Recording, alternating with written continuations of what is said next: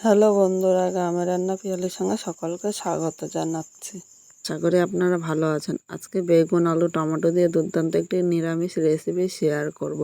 ভিডিওটা স্কিপ করব না, প্রথম থেকে শেষ পর্যন্ত দেখার অনুরোধ রইল। এখানে আমি একটা প্রেসার কুকার নিয়েছি। এবার এর মধ্যে আমি প্রথমে বেগুনগুলো নিয়ে নেব।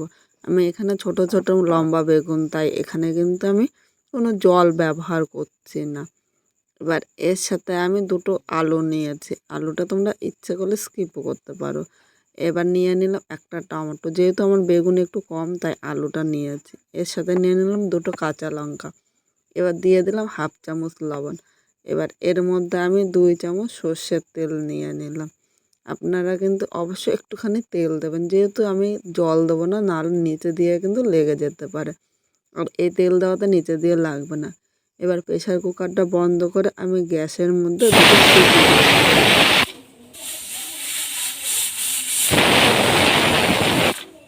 দুটো সিটি হয়ে গিয়েছে, এর থেকে কিন্তু বেশি দেব না। এবার আমি বন্ধ করে প্রেসার কুকারটা 5 মিনিট ঠান্ডা করে নেব। প্রেসার কুকারটা ঠান্ডা হয়ে গিয়েছে, এখন প্রেসার কুকারটা নিয়ে চলে আসলাম।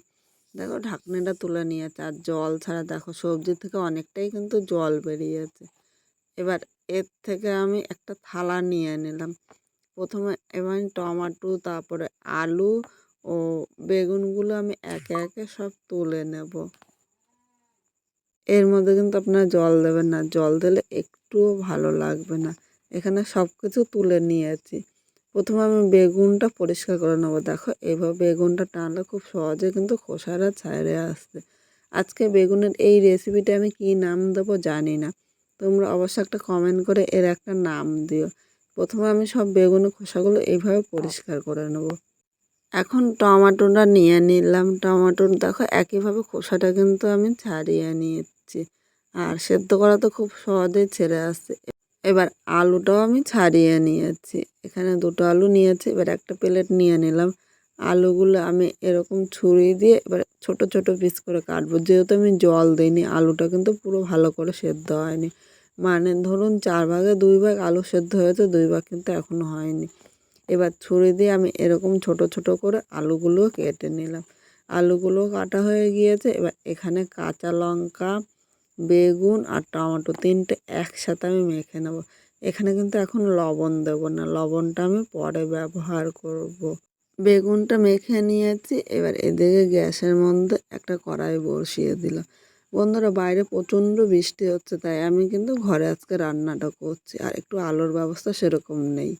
এবার এই জায়গায় আমি 1 চামচ তিল দিলাম। তিলটা হালকা লাল করে ভেজে নেব। এই তিলটা আমার বাড়ির তিল, দেখো লাল তিল আমি পরিষ্কার করে নিয়েছি।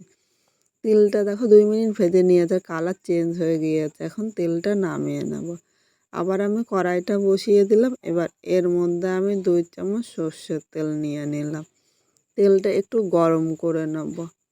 তেলটা একটু গরম হয়ে গিয়েছে। এবার এর মধ্যে আমি 3টে শুকনো লঙ্কা নিয়ে নিয়েছি। এই লঙ্কাগুলো কিন্তু আমার বাড়ির গাছের লঙ্কা ছিল। লঙ্কাটা আমি নেড়েচেড়ে হালকা লাল করে ভেজে নেব। লঙ্কাটা লাল করে ভাজা হয়ে গিয়েছে, এখন আমি লঙ্কাটা তুলে নেবো। আর একটা কথা বন্ধুরা, তোমরা যদি আমার পাশে থাকো, খুব তাড়াতাড়ি কিন্তু রান্নাঘরে আমি একটা লাইটের ব্যবস্থা করে নিতে পারি। এবার এই তেলের মধ্যে আমি 1 চামচ কালো জিরে দিয়েছি। খুব বেশি কিন্তু ভাজতে হবে না। এবার এর মধ্যে যে আলুগুলো কেটে রেখেছি, আলুগুলো নিয়ে নিলাম। এর সাথে একটু স্বাদ অনুযায়ী লবণ নিলাম। এখন কিন্তু আমি হলুদ দেবো না। আলুটা নেড়ে চেড়ে 2 থেকে 3 মিনিট হালকা লাল করে আমি ভেজে নেব। 3 মিনিট আলুটা ভেজে নিয়েছি। এবার এই জায়গায় আমি একটু হলুদ দিয়ে দিলাম। হলুদটা নেড়ে চেড়ে মিশিয়ে নিলাম। লবণটা দেওয়াতে আলুটা তাড়াতাড়ি নরম হয়ে গিয়েছে, আর হলুদটা দেওয়াতে আলু ভাজাটা কিন্তু খুব সুন্দর হবে। আলুটা হালকা লাল করে ভেজে নিয়েছি। আলুটা কিন্তু একদম সেদ্ধ হয়ে গিয়েছে, এর থেকে বেশি ভাজতে হবে না। এবার এখানে যে আমি বেগুনটা মেখে রেখেছিলাম, এর মধ্যে আমি নিয়ে নিলাম। এবার এই বেগুনের মধ্যে আমি স্বাদ অনুযায়ী লবণ দিলাম, আর হাফ চামচ আমি হলুদ নিয়ে নিয়েছি। যে 3টে শুকনো লঙ্কা ভেজে রেখেছিলাম, এর সাথে আমি নিয়ে নিলাম। আলাদা করে কিন্তু এর মধ্যে আমি আর লঙ্কার গুঁড়ো ব্যবহার করব না। তোমরা ইচ্ছে করলে একটু লাল লঙ্কার গুঁড়ো কিন্তু ব্যবহার করতে পারো কালারের জন্য, কিন্তু আমি এখানে শুকনো লঙ্কা ভাজার গন্ধটাই কিন্তু আলাদা হয়, তাই আলাদা করে লঙ্কার গুঁড়ো ব্যবহার করতে হবে না। এবার সব কিছু নেড়ে চেড়ে মিশিয়ে নেবো। এখন কিন্তু গ্যাসের আগুনটা হাই ফ্লেমে দিতে হবে, কারণ আস্তে দিলে বেগুনের থেকে কিন্তু আরও জল বেরোতে পারে। এইভাবে নেড়ে চেড়ে মিশিয়ে 2 থেকে 3 মিনিট অনবরত নাড়তে থাকতে হবে, নাহলে নিচে দিয়ে লেগে যাবে।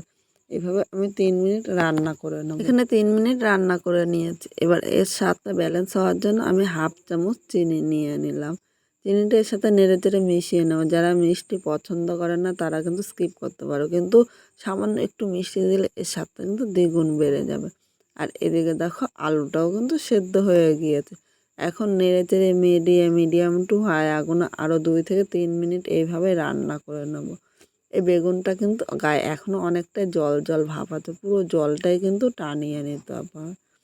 আজকে খুব সাধারণভাবে নিরামিষ দিনে এইভাবে বেগুনটা রান্না করলাম।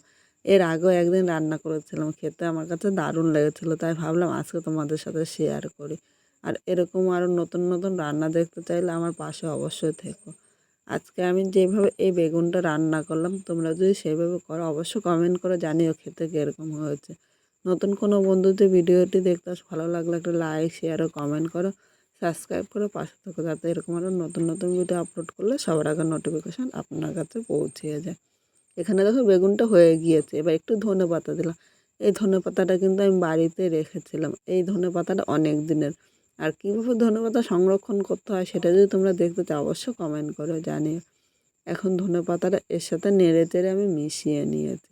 এখন কিন্তু গ্যাসের আগুনটা আমি বন্ধ করে দিয়েছি, কারণ ধনেপাতা দিয়ে গ্যাসের মধ্যে রাখতে নেই।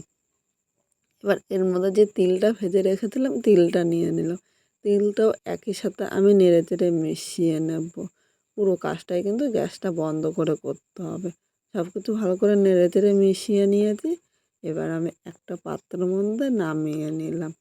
এইভাবে করে তোমরা গরম ভাত বা রাত্রের রুটির সাথেও কিন্তু দারুণ লাগবে খেতে। এবার কিছুটা তেল উপর দিয়ে আমি ছড়িয়ে দিলাম, একটু দেখা সৌন্দর্যের জন্য। যাদের বাড়িতে তিল নেই তারা এই তিলটা কিন্তু স্কিপও করতে পারো। আমার পুরো ভিডিওটা দেখার জন্য তোমাদের অসংখ্য ধন্যবাদ।